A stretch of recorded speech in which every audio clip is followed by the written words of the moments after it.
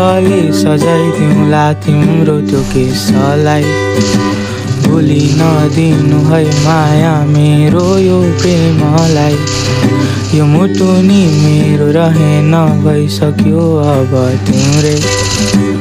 अन्तरिक्ष आँखामा तिम्रो हराए त्यो दृश्य हेर्दै। मलाई किन चाहियो त्यो तारा,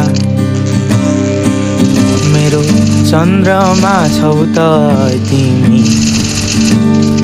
सायद जादु छ तिम्रो आँखामा,